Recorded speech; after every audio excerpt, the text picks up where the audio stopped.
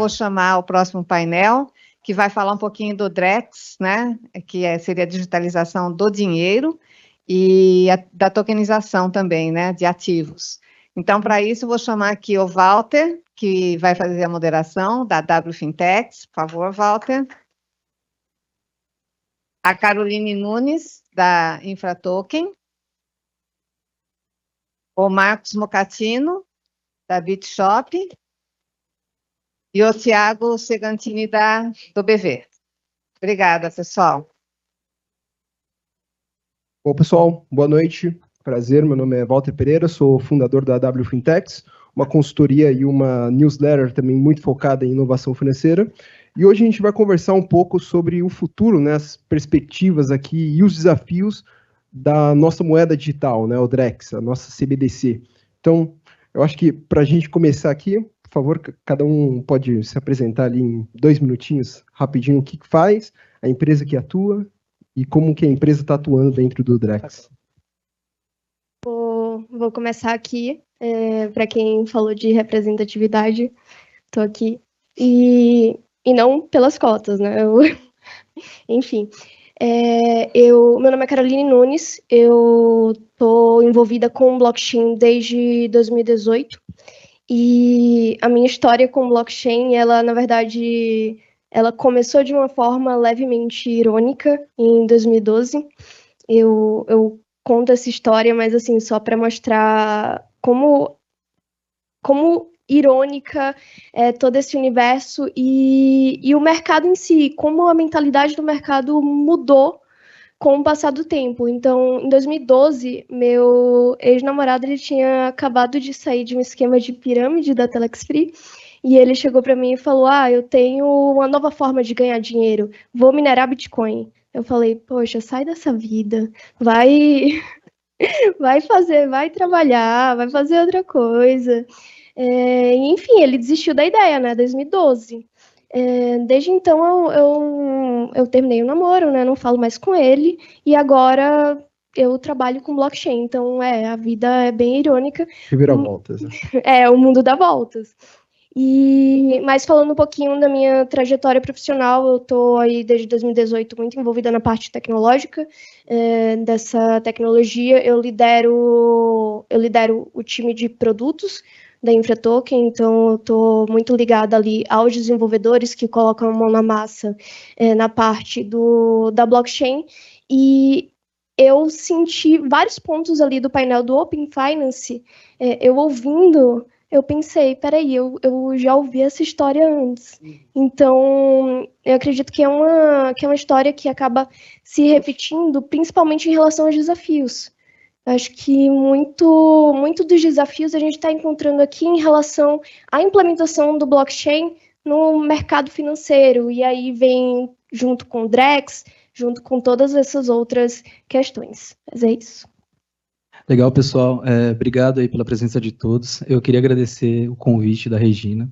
É um prazer estar aqui. Eu sou o Marcos, sou fundador e responsável pela área de produto da BitShop. Hoje a BitShop está participando do piloto do DREX através do consórcio da Caixa Elo e Microsoft. Nós somos responsáveis pela parte de tecnologia lá, blockchain, no consórcio. E, em paralelo a isso, a gente tem trabalhado muito na BitShop, com foco na área de blockchain e tokenização.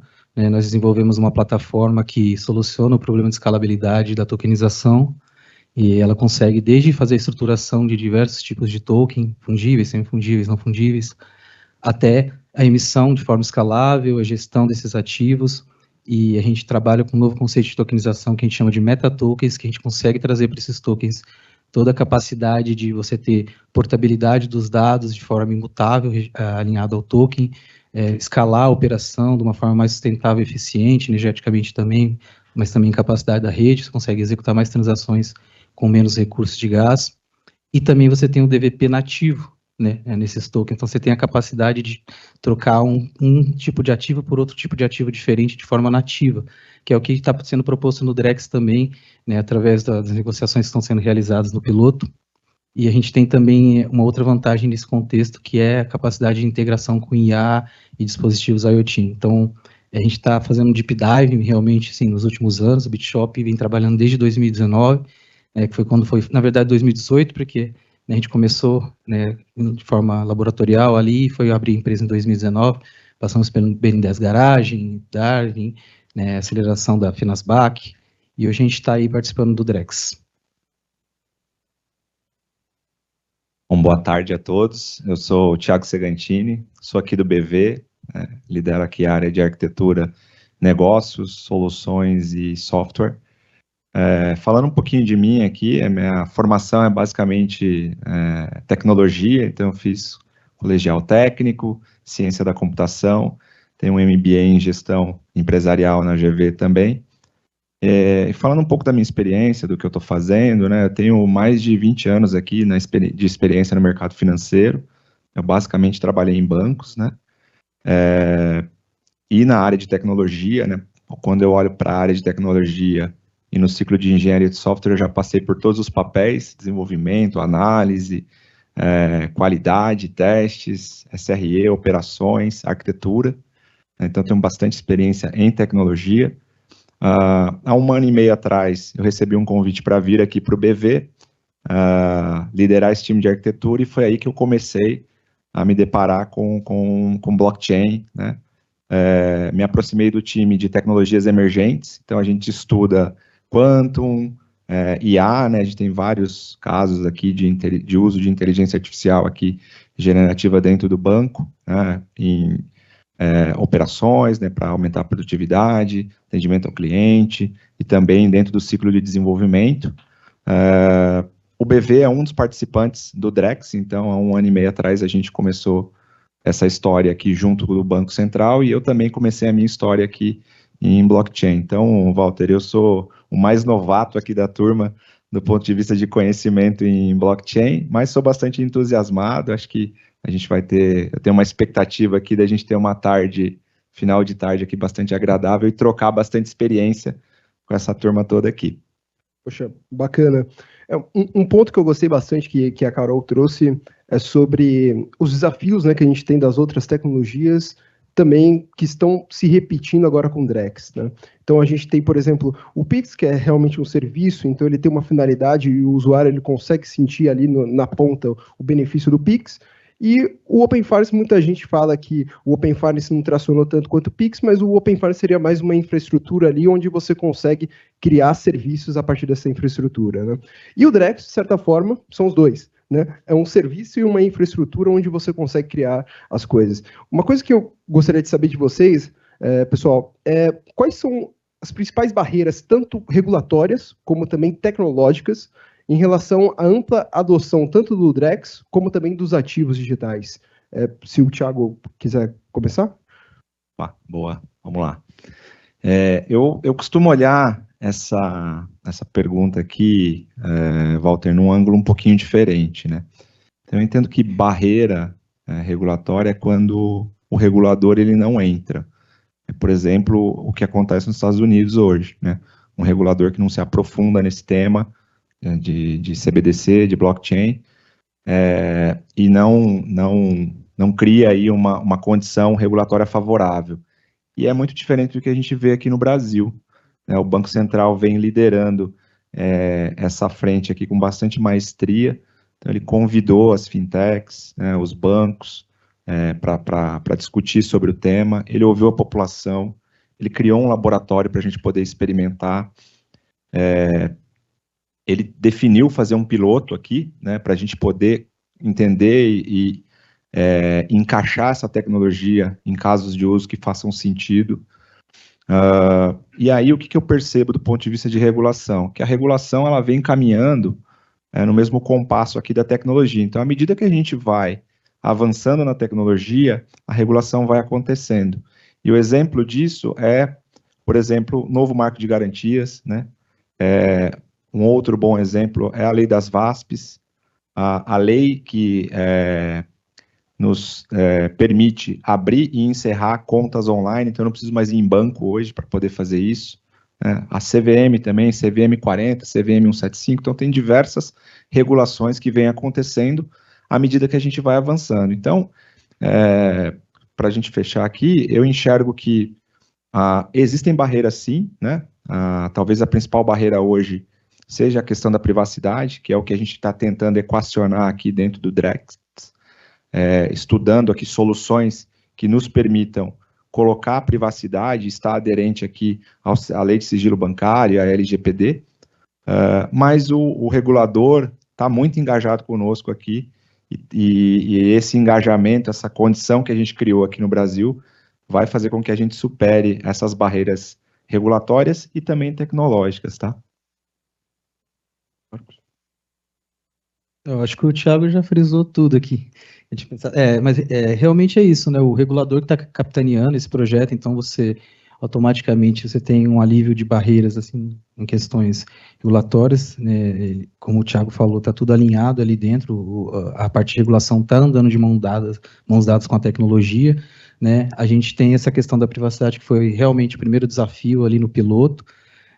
Hoje a gente está testando, indo para a terceira solução que a gente está testando, e provavelmente vai ter mais uma, né? Estamos testando o Rails agora, começamos agora, né? Passamos pelo Starlight e pelo Anonymous Ether, e a gente vai chegar depois provavelmente na nova, que vai ser provavelmente a última solução ali, e depois disso a gente vai ter um veredito ali, né?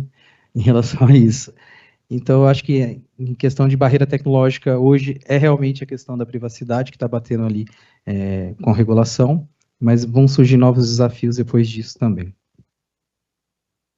Sobre essa questão de barreira tecnológica, sim, hoje é privacidade o tema da vez, mas eu acredito que as outras barreiras que vão vir é tempo, velocidade de transação, e a outra barreira é a questão econômica, né? A questão financeira, quanto custa, quanto poder computacional ali aquela camada de privacidade ela exige. Então, esses são pontos que vão ser endereçados depois que a própria privacidade ela for endereçada. E sobre a questão regulatória, sim, o nosso regulador ele está super avançado, tanto o Bacen quanto a CVM, mas a gente ainda vê que várias partes ali da regulação, principalmente do que a gente tem hoje, foram feitas para a Web 2, né, para o sistema tradicional. Então, um exemplo, CVM 88, se a gente olhar ali o artigo 13, que fala de registro de titularidade. Se a gente está usando a blockchain, esse registro ele já é inerente à blockchain. Então, não precisa ter um regramento falando como deve ser feito esse registro de titularidade no sistema tradicional. Então, são várias dessas questões que a gente vai ver aos poucos se modificando por causa da Web3, porque eu costumo falar, a Web3 ela é uma mudança sistêmica. Ela não é uma mudança só de tecnologia, é uma mudança que vai atingir todos os setores da economia. Muito bacana.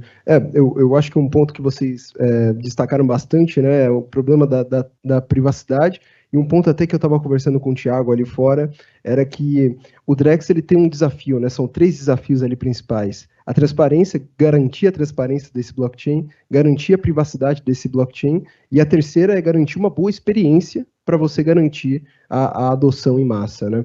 E Carol, aproveitando, né, para você, como que você enxerga, né? Porque a gente está falando de uma Web 3, né? E ela tem que conversar com as tecnologias já existentes da Web 2 e também tem que conversar com sistemas bancários e financeiros internacionais, não só os domésticos, né? Como que você enxerga quais são os principais obstáculos em relação à interoperabilidade com a Web 2 e também com o ecossistema financeiro internacional? Quando a gente fala de Web 2, a interoperabilidade ela acaba sendo difícil porque a gente está falando de vários ambientes, vários bancos de dados que não necessariamente se comunicam diretamente. Então, a exemplo, o TJ, ele talvez não se comunique, talvez não, ele não se comunica diretamente com o Detran da Bahia. Isso aí é só um exemplo de várias outras questões que a gente não tem com o universo tradicional, porque a gente está usando vários bancos de dados. E é até um alerta aqui que eu costumo comentar, o fato das instituições financeiras estarem criando blockchains próprias, Será que isso pode atrapalhar a interoperabilidade? E será que isso eventualmente pode replicar o modelo que a gente tem hoje de diversos bancos de dados nichados dentro daquele ambiente? Então, assim, essa é uma questão, e essa é uma questão que a gente busca solucionar ali com a InfraToken. E é um desafio gigante, porque várias questões, elas envolvem a criação de um produto completamente novo, um produto que a gente não tem precedente. Então, a exemplo, como é que a gente vai trazer o Bacen para o mundo tokenizado? O Bacen Jude para o mundo tokenizado. Como é que a gente vai fazer o Open Finance falar com o universo tokenizado Pix, falar com o Drex? Então, são várias dessas questões que a gente precisa de um agente ali no meio para fazer essa ponte. E é justamente a InfraToken está trabalhando bastante nisso. Bacana, bacana. Marcos, um ponto que eu acho que é bem interessante também nessa questão, né, da gente tangibilizar um pouco essa transformação, né, tecnológica que estamos tendo com o Drex, né? E acho que a forma mais interessante de tangibilizar isso é trazendo cases de tokenização, né? A utilização de tecnologias como o Drex na tokenização de ativos. O que você tem enxergado internacionalmente, assim, que é um caso interessante que você pode trazer para a gente? Legal. Hoje a gente tem trabalhado muito na BitShop focado na parte de Real World Assets, né, de RWAs, ativos no mundo real. E hoje o que a gente tem enxergado, assim, são grandes vantagens para o uso de blockchain e tokenização em alguns processos, né, e grandes mercados que estão sendo construídos e vão ser adotados consequentemente. Um dos mercados que a gente, foi até um dos primeiros pilotos que a gente fez ali, a gente fez um piloto na Fenasbac, no Next, que é a área de commodities, né, então a gente tem um cenário onde está tendo algumas medidas que estão sendo implantadas pela União Europeia, então, por exemplo, né, onde você tem um ganho muito grande através da utilização da tokenização. Ou seja, resumindo, para você poder exportar produtos para a União Europeia, você vai ter que ter vinculado esses produtos todas as medidas que eles estão exigindo para, seja através do CBAM ou do esqueci o nome agora da medida, mas a lei de controle de emissão de carbono, né, da União Europeia, e você vai ter que ter isso vinculado ao ativo para poder exportar. Ou seja, quem for exportar, por exemplo, café para a União Europeia, vai ter que ter vinculado a esse ativo, nesse commodity, toda essa cadeia de origem, né, mostrando que ele não foi produzido numa área de desmatamento, né, no caso, quem for exportar alumínio, por exemplo, vai ter que ter esse controle de emissões, essa compensação de emissões desse produto que está sendo exportado, porque hoje na União Europeia já está em vigor, né, em vigor ainda não, vigor vai ser 2026, mas já está sendo em transição já para esse modelo, então eles já estão tendo que informar quanto que está sendo poluído ali através daquele produto e quanto que foi compensado. Então, isso traz muito ganho para quem usa tokenização, porque automaticamente você ter o seu ativo tokenizado e ter dentro do token toda essa cadeia de dados de origem, você já tem esse ganho de eficiência e você já consegue automaticamente exportar esses produtos. E o Brasil, né, hoje o motor nosso da economia, um dos motores principais é a questão de commodities, agrícolas, etc. Mas a gente também enxerga muitas possibilidades em outras áreas, né, no próprio área de commodities você já tem ouro, né, que só de ouro você transaciona ali mais de 200 bilhões de dólares por dia, você tem a parte energética, de combustível, energia renovável, e aí você vai abrindo o leque, você tem ativos novos que estão surgindo, que são esses ativos ambientais. Então, hoje na BitShop a gente já está trabalhando com o cenário de crédito de carbono, né, para tokenização de crédito de carbono. Você tem aí no Brasil uma oportunidade gigante ali através do hidrogênio verde, né, o Brasil tem potencial para ser a Arábia Saudita do hidrogênio verde. E o hidrogênio verde também, ele entra nesse processo, você tem que ter uma certificação vinculada, porque quando você produz hidrogênio verde através de eletrólise, você tem que ter essa capacidade de mapear que essa fonte de energia usada para gerar o processo ali de eletrólise, de hidrogênio verde, veio de uma origem renovável, ou seja, solar, eólica, etc.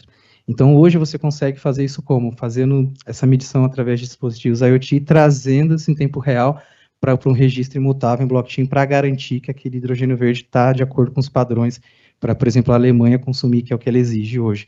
E aí você vai estendendo, né? Ativos imobiliários, mercado financeiro e por aí vai. Então, realmente é muita coisa que tem ali, né? A previsão do Boston Consulting Group é para até 2030 mais de 16 trilhões de dólares o mercado, de que mais de 10% dos ativos no mundo estejam tokenizados já. Então, é um caminho curto, eu sei, para o tanto de coisa que tem para acontecer até lá. Muito bacana. Eu acho que você conseguiu explorar bem, e eu gostaria de aprofundar mais isso com vocês, que é em relação ao smart contracts, né? Então, por exemplo, você trouxe muito sobre vendas, exportações, vendas internacionais, etc., né? E uma série de requisitos ali que a outra parte tem que cumprir para você efetuar a transação, né? O que eu gostaria de explorar aqui é justamente como que o smart contract ele pode trazer mais eficiência para essas operações financeiras, e qual seria um caso de uso assim específico que vocês acreditam que a gente esteja vendo nos próximos anos aqui no Brasil? Bom, essa é uma pergunta bastante interessante, né? Se eu fosse dar um tweet aqui do que é qual que é o objetivo de um smart contract, realmente simplificar, né, a complexidade, trazer uma eficiência financeira, ou reduzir custo, e acelerar o processo, tá? Esse é o papel do smart contract. E aí, recentemente, o Fábio Araújo, ele trouxe aqui um exemplo interessante, que ele diz o seguinte: a gente vai poder executar um colateral, uma garantia, de forma automática no smart contract. E qual que seria um exemplo prático aqui para isso, né? Então, imagina que você tem um título público, né, um título do Tesouro, um título público federal, ele vai vencer em 2030. E aí você precisa de um dinheiro aqui, mas você não quer vender esse título, né? Você passou por uma situação aqui, precisa de uma grana ali, de um recurso financeiro, mas você não quer vender o título. Você poderia colocar esse título como garantia, pegar um empréstimo com o banco, numa condição financeira muito boa, muito favorável, porque é um risco menor para o banco, né? Ele tem uma garantia. E aí você vai, né, recebe seu salário, paga o empréstimo que você fez, e para você isso é muito bom, porque você conseguiu pegar um empréstimo numa condição financeira muito boa. E para o banco também é muito bom, porque é uma operação com risco baixo. E se você eventualmente não pagar essa operação, o banco pode executar esse smart contract e tomar essa garantia. O que hoje ele teria que participaria desse processo diversas áreas, né, de operação, cobrança, financeiro, enfim, jurídico, né, porque para você tomar uma garantia você tem que entrar na justiça, e ele não precisaria fazer isso. Então, para o banco também é muito bom, a operação fica muito mais rápida, muito mais leve, né. Um outro exemplo interessante que expande um pouco essa questão do uso do smart contract é, por exemplo, em programas sociais. Então, imagina que o governo tem lá, né, na pandemia a gente viu bastante isso, tem o Vale Gás, né? Então, ele cria um contrato inteligente para isso. Ao invés dele dar o dinheiro, ele vai dar Drex. E o participante desse programa, ele só vai poder usar esse Drex, né, liquidar esse Drex, em estabelecimentos que vendem gás. Então, ele não pode usar isso numa farmácia ou num restaurante. Hoje é algo que a gente não tem garantia disso, então o governo te dá o dinheiro, não sabe o que acontece, mas o smart contract permite você fazer isso. Então, são exemplos aqui bem interessantes. Comentar bem rapidinho de um outro exemplo que é clássico, né, e o BV tem muito a ver com isso, é o entrega contra pagamento de carro, né? Acho que todo mundo já ouviu esse exemplo. É uma fricção muito grande. Quando você vai comprar um carro, você tem que fazer a transferência para o cara e pegar o documento, ir no cartório efetivar. Então, ele acontece em 2 passos, só que em sistemas diferentes. Então, o Smart Contract permite você fazer isso de forma atômica, né? Então, eu vou transferir o carro, estou comprando um carro do Marcos aqui, ele vai transferir o carro para mim automaticamente no mesmo momento que eu vou transferir o dinheiro para ele, né? Então, ele traz uma garantia aqui e resolve uma fricção muito grande com o usuário final. Então, são 3 exemplos aqui do uso dos contratos inteligentes. Legal. E tem um ponto que é interessante sobre isso, Thiago, que é a questão de você ter, na minha visão, talvez o maior ganho imediato que a gente vai ter através dos smart contracts, essa questão do DVP, né, que o Thiago falou, E hoje você tem o quê? Você tem um cenário para executar uma transação de D+2, por exemplo, que a gente tem em vigor hoje.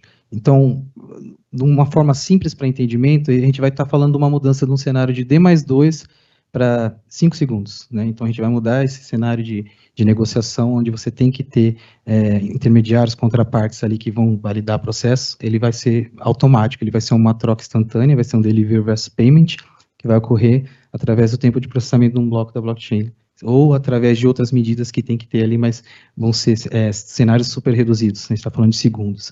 Né? Com isso, a gente tem automaticamente o que? A gente remove intermediadores do processo. Então, num cenário desse, por exemplo, você não tem a necessidade de ter uma clearing para realizar essa validação dessa transação. 5 segundos seria o universo ideal, né? Mas a gente sabe que tem algumas travas ali, principalmente relacionadas a transações de blockchain, que acabam deixando o processo um pouco mais lento, mas mesmo assim nada se compara a D+2. Então já é muito mais rápido, mas, por exemplo, para transações que a gente precisa de uma transação de milissegundos, talvez a blockchain não seja o melhor meio para fazer isso. Talvez uma tecnologia híbrida envolvendo um banco de dados junto com a blockchain seria o ideal. E sobre a questão dos contratos inteligentes, tem alguns pontos de alerta quando a gente está tratando com contratos inteligentes. Quem pode operar o contrato inteligente? Então, se a gente está levando um contrato inteligente para uma instituição financeira, quais são os níveis ali de colaboradores, de usuários que podem interagir com esses contratos inteligentes, o que eles podem fazer? Então, o ideal é a gente pegar ali, e foi uma das coisas, um dos desafios que a gente teve lá, de pegar o sistema de RBAC, por exemplo, relacionado a todas as permissões de usuários e trazer o equivalente para uma Web3. Então, quem pode interagir e quem pode conceder essas permissões. E aí tem várias coisas que dá para fazer ali com o contrato inteligente, desde queimar tokens, desde criar novos tokens, e muito é conectado também com o tipo de token que está sendo criado ali pelos contratos inteligentes. Então, qual é o padrão de token que está sendo criado? É um ERC20? É um 1155?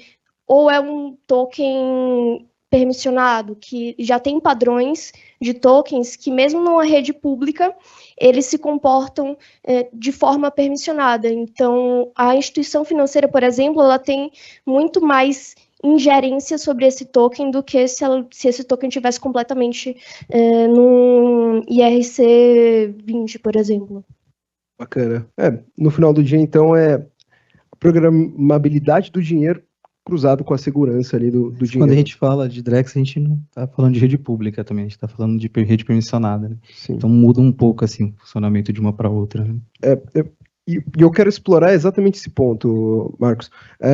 Como que você vê que o Drex ele se destaca em termos de segurança, né? Porque a gente falou bastante ali de transparência, de privacidade e tudo mais, e um ponto que eu acho que a Carol trouxe, né, muito bem no começo da nossa conversa foi em relação a como que o Drex ele se relaciona com o Open Finance, né? Eu gosto muito de dizer que o Open Finance ele garante o direito ao dado, né? Então, o direito ali do usuário ter acesso ao dado, mas ele não garante uma coisa que o Drex ele pode garantir, que é o data ownership, né? A propriedade de fato do dado, né?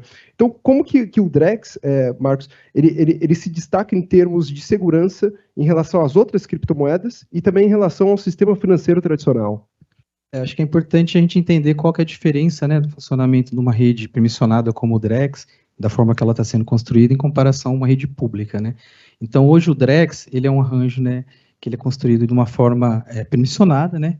Então, ele só possibilita acesso hoje, quem participa do Drex na prática, são instituições financeiras que têm acesso à RSFN. Então, automaticamente, você já limita os participantes. Então, você tem ali dentro instituições que estão homologadas ali dentro, que estão, né, com acesso à conectividade do RSFN, com acesso à rede do Drex. e automaticamente essas instituições elas têm as permissões para estarem interagindo ali dentro desse ambiente da forma que foi proposta, né? E em relação a essa interação, hoje você tem, né, o controle dessas validações na mão do Bacen e da Selic. Então, hoje os nós validadores da plataforma do Drex, eles pertencem ao Bacen e à Selic, né, e as instituições que estão conectadas ao Drex, elas têm a permissão de um full node ali, basicamente. Então, eles conseguem interagir de acordo com os contratos que estão propostos ali, e fica limitado a esses participantes. Então, automaticamente, você já tem um ganho de segurança muito maior em comparação a uma rede pública, né, que ela é aberta, né, de forma clara, qualquer pessoa pode ir lá se conectar a essa rede, interagir com ela, emitir contratos, né. Hoje, no piloto até o momento, né, a gente não teve emissão das instituições participantes, né, todos os contratos, os smart contracts que estão hoje lá no Drex foram criados e emitidos pelo próprio Bacen, né, dentro do piloto, e agora a gente está começando a tratar casos de uso ali que podem ser que abram essa possibilidade para interação ali. Então, você tem um controle muito mais efetivo, né, uma segurança muito maior, você tem reguladores que estão ali por trás, que estão capitaneando esse projeto, que tem essa confiança já do mercado, né, da sociedade. Bom, legal. Essa pergunta ela é super importante, né, porque não é só a segurança do Drex, né? É a segurança do sistema financeiro nacional. Então, segurança é uma das principais, a principal característica do mercado financeiro. Sem segurança você não gera confiança, sem confiança você não tem o mercado financeiro. E segurança é o maior valor percebido pelo usuário, né? Por quê? Porque está falando do meu dinheiro, né? Do meu patrimônio, daquilo que eu conquistei a minha vida toda e estou conquistando ainda. Então, eu preciso ter segurança, né? E as transações do Drex, elas vão ser realizadas a partir de um PSF, né, que é o quê? É um provedor de serviço financeiro. Então, é um banco, é uma instituição de pagamento, é uma cooperativa. E como o Marcos disse, são instituições que o Banco Central permitiu se plugar na rede, né, no Hyperledger Bezo, que é o Hyperledger que a gente escolheu aqui para o DEX. Então, ele é um Hyperledger que provisiona participantes, ele é permissionado, né, ele permite aos participantes participarem, e essa é uma das principais diferenças para uma rede de blockchain aberta. Além disso, o Drex ele vai ter o mesmo rigor e o mesmo guardrail que o Sistema Financeiro Nacional tem e que o SPB tem, né? Então, o Banco Central leva muito isso a sério, os bancos também. A gente tem diversos elementos de segurança, diversas capabilities, né, capacidades de segurança. O Marcos citou aqui a RSFN, então é uma rede fechada, né, uma rede fisicamente isolada, não é a internet, não é qualquer participante, ou não é qualquer pessoa que consegue ter acesso. Então isso traz uma robustez muito grande. E além disso, o Banco Central ele vai auditar e fiscalizar o Drex, né? Então tem todo um arcabouço legal aqui por trás disso. Quando eu comparo a segurança do Drex versus a segurança de uma blockchain pública, o Drex ele é muito mais seguro no aspecto de cibersegurança, né, e também no aspecto de segurança jurídica. Então, você tem um arcabouço legal aqui, você tem condição de reclamar isso, né, de entrar na justiça, se tiver algum problema. Numa blockchain, não, você não tem com quem falar. Se tiver um problema lá, não tem com quem reclamar, se não tem um órgão, né, ou você não consegue entrar na justiça, por exemplo. Então, a segurança do Drex, ela é um assunto muito importante e vem sendo tratada, né, vem sendo desenhado com a mesma robustez do sistema financeiro nacional, que é muito robusto e muito seguro. Só comentando que a Hyperledger Bezo, ela foi escolhida porque ela é EVM, é uma rede que é compatível com todo o ecossistema ali da rede Ethereum e facilita essa conexão com o universo de redes públicas, quando a gente está falando ali, principalmente as redes que são EVM. E uma das bandeiras que o Banco Central ele levanta com o Drex é justamente essa conexão com as finanças descentralizadas, que aí está um dos grandes ganhos do projeto do Drex. Bacana. Então, resumidamente, respondendo então de forma fácil aqui para o público, seria então que a segurança do Drex está atrelada justamente à supervisão do Banco Central. Então, não somente é isso, mas é toda a forma que ele foi composto, construído. né? Entendi. Bacana. E quando a gente fala de segurança, acho que o principal ponto realmente nessa questão de tokenização e blockchain realmente são os smart contracts, né? Então, sim. Onde é o calcanhar de Aquiles de qualquer sistema tokenizado são os smart contracts. É o que difere, por exemplo, o Drex de um Pix, por exemplo, né, de um sistema de pagamento tradicional. Muito bacana. Gente, para finalizar aqui, a última pergunta, a gente viu uma grande evolução, né, nos últimos anos na digitalização da economia brasileira, né, tanto pelo e-commerce, ali na época da pandemia, como também o próprio Pix, que digitalizou boa parte ali das operações financeiras que estavam sendo feitas até então em cash, né, em dinheiro. Como que vocês atribuem assim, a importância do Drex para essa digitalização da economia? E quais são as expectativas de vocês em relação a essa digitalização e ao próprio Drex? O que vocês esperam assim, de futuro? Carol? O Drex, a tokenização da economia, ela, como eu disse, ela traz uma mudança sistêmica. Então, se o Open Finance ele traz a possibilidade de você ter uma interoperabilidade em relação às suas informações entre instituições financeiras, o Drex e a tokenização da economia vai permitir uma interoperabilidade de suas informações entre diversos órgãos da economia. Isso que é o interessante, isso que vai mudar completamente a forma que a gente interage com o mercado. Desde o setor, a área jurídica, até enfim, vai mudar completamente. E, assim, sem querer citar nomes, mas, assim, hoje alguns órgãos, eles demoram 2 anos, 3 anos para processar uma informação de que determinado bem ele foi transferido de uma parte para outra. Quando esse bem ele for tokenizado, a gente vai falar de realmente uma velocidade de segundos, talvez minutos, mas de 3 anos para minutos. E, assim, isso é uma dor gigantesca que o Drex e que a economia tokenizada vai solucionar.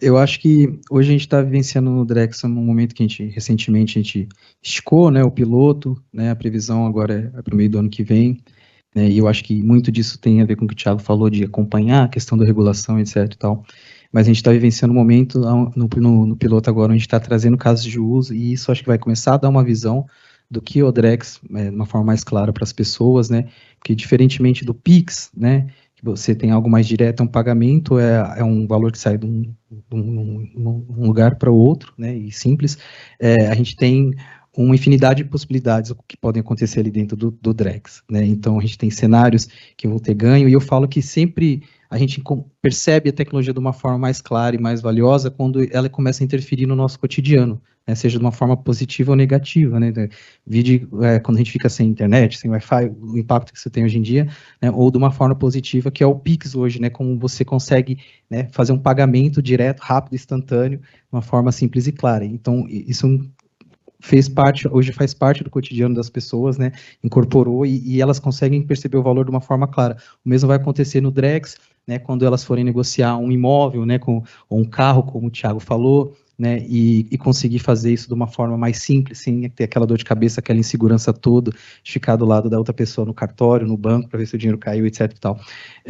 Então, eu acho que é essa forma que a gente acaba percebendo, né, esse valor, né, seja na hora de fazer uma garantia, que você não vai precisar atrelar o teu bem todo para conseguir um empréstimo que não é equivalente ao valor, etc. E tal. Então, eu acho que a gente está construindo isso, vai ser uma jornada longa ao longo do tempo, né, estamos na fase inicial ainda, e eu acho que a partir do momento que essas ações forem acontecendo, né, e as pessoas forem percebendo esse valor no dia a dia delas, no cotidiano delas, vai ficando cada vez mais claro o valor que tem a proposta aí do Drex, que foi implantada pelo Bacen. Legal.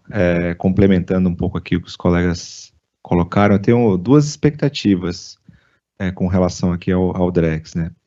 Uma é o próprio piloto aqui, né, a própria execução do projeto Drex. Então, o Banco Central acho que vai virar benchmark no mercado, ele vai inspirar outros países, assim como a gente se inspirou no Open Finance na Inglaterra, e hoje a Inglaterra se inspira no nosso Open Finance, e assim como a gente faz no Pix também, né, então na parte de pagamentos, o Brasil também é uma referência, o Brasil vai ser uma referência da economia tokenizada com esse programa.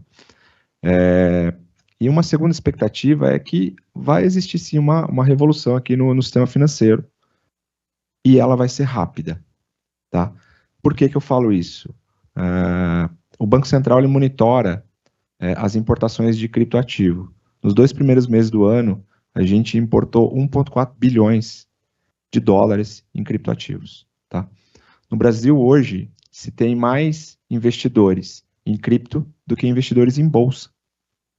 Então, a população tem um apetite, né, e está tentando entender esse ecossistema e está participando disso, né? E há uma expectativa, né, fechando aqui do mercado, de que nos próximos 2 anos, aí 25 a 27, né, 10% dos valores mobiliários sejam tokenizados. Então, nós não estamos falando de 2030, 2040, a gente está falando de 25, né? Então, eu acho que vai ser uma revolução muito rápida. Está acelerando e a gente precisa ficar atento, né? Precisamos entender e participar cada vez mais desse ecossistema. Bacana. Os ciclos de inovação estão cada vez menores, né, de certa forma. Regina, tem como perguntar uma pergunta do público? Pessoal, então agora a gente vai abrir para uma pergunta do público. Fala o nome, a empresa que você trabalha e para quem vocês querem direcionar. Boa tarde, eu sou o Ítalo, da Valid, a gente conhecido por cartões. Inclusive, a minha pergunta é um pouco em cima disso. Eu estava até conversando com o Marcos ali fora sobre esse tema. 2 coisas. Em relação à tokenização, como que vocês veem a democratização desse uso? Vocês citaram muitas estruturas complexas para fazer isso, métodos de comunicação, coisa e tal, mas num pensamento, quando tiver um pouco mais estabelecido para o cliente final, por exemplo, eu quero transferir um carro e eu não quero usar um despachante, eu quero só me comunicar com o Detran, eu quero tornar isso um processo mais rápido, eu precisar estar com o cara ali do meu lado, vendo se eu vou transferir de novo ou se eu não vou sumir com o dinheiro dele. Essa parte da democratização dos tokens, e outra é da comunicação entre essas negociações de token, porque você tem o lado da segurança, por exemplo, na minha área de cartões, a gente tem ali a regulamentações de bandeira, principalmente em relação aos tokens, mas em relação a essas outras modalidades e a conversa entre elas. Se isso é pensado de uma forma conjunta ou se no futuro eu vou ter um Open Finance relacionado ao mercado de tokens. Porque acho que até a Caroline citou comunicações diferentes e redes diferentes de comunicação. E como que vocês veem também essa parte da conformidade de um token com outro, das relações entre eles, e isso seguir as normas de segurança de cada tipo de token. Vou responder a primeira pergunta e se vocês quiserem responder a segunda. Acho que a primeira questão sempre volta para a experiência do usuário. Acho que não importa a tecnologia que está sendo usada, o assunto no final é a experiência do usuário e como é que a gente vai levar essa experiência para a ponta final. É uma das coisas que eu bato muito na tecla. Então, se eu não vejo, eu como usuária, se eu estou acessando uma plataforma ali que diz que está usando blockchain, se eu não vejo nenhuma forma de acessar a blockchain, de ver as transações, eu não acredito que aquela plataforma ela efetivamente está usando blockchain. Então, assim, como a gente traduz tudo que está acontecendo, desde smart contracts até as transações na blockchain para o front. Como é que a gente faz essa tradução para que o usuário, e aí eu não falo nem o usuário ali, a pessoa física que vai consumir, mas até o usuário, um colaborador de uma instituição financeira, como é que ele vai entender, como é que ele vai interagir com um contrato inteligente se não for através de uma boa experiência do usuário? Eu acho que esse é um ponto bem sensível que ainda não está sendo tão endereçado quando a gente fala de blockchain. E para quem já interagiu com finanças descentralizadas, a gente sabe que experiência do usuário é um dos pontos mais sensíveis quando a gente fala de blockchain. Essa questão da experiência do usuário hoje, né, só de exemplo para a gente poder tangibilizar, hoje a gente tem, por exemplo, recursos, né, na BitShop a gente tem um Wallet Manager que ele possibilita, né, você fazer a gestão dessa carteira e trazer uma experiência com abstração de complexidade para o usuário, ou seja, mesmo tipo de experiência que ele tem quando ele navega num aplicativo de banco, hoje Web 2, ele pode ter ali, né, de uma forma segura. E essa capacidade de você ter o B2B ali puxando parte dessa responsabilidade ali para fazer esse papel, né, de segurança e custódia também, né, de intermediação, ele oferece essa vantagem para o usuário de não precisar se preocupar tanto em memorizar uma chave mnemônica, por exemplo, ou como funciona uma wallet. Então ele não precisa saber nada disso, vai ser uma experiência muito fluida para ele, e hoje a gente já tem capacidade de dar essa entrega, né? E aí na questão de interoperabilidade, até um dos pontos que traz muita vantagem, né, a gente tem um regulador tão arrojado que propôs isso e já trouxe todo mundo para a mesa, porque você consegue trazer todos para um mesmo ambiente de interoperabilidade ali para funcionar de uma forma que sirva, né, a nossa sociedade ali de forma confiável, né, e até porque quando a gente se traz isso para uma mesa de regulação também, a gente automaticamente já mitiga casos de fraude, né, traz luz e conhecimento para as pessoas, então é importante esse papel do regulador nesse sentido, mas independente disso, hoje, como a gente está falando, né, como a Carol falou, de padrões, a gente tá trazendo padrões para a mesa, como que a questão do Ethereum Virtual Machine, que é o padrão EVM, que todo mundo fala, então a gente consegue ter um ganho também de interoperabilidade, porque a gente tem essa capacidade, por exemplo, de plugar uma rede com a outra através de bridge e trazer todo mundo para a mesma mesa, o que não acontece na Web 2, onde você vai ter que abrir um banco centralizado e toda a confiança de dados está de um lado só e não está distribuído. Só fazendo um complemento bem rápido aqui, né, essa primeira pergunta que você trouxe, para mim, é o papel do banco aqui, né, dos bancos, do PSFs. É simplificar, porque se a gente não simplificar, a gente não vai democratizar. Então, eu estava comentando com o Walter ali, quando você vai para uma primeira experiência com uma blockchain, você tem que decorar lá 34 palavras numa ordem, e se você esquecer alguma, você perde. Cara, isso não dá, não democratiza, assim.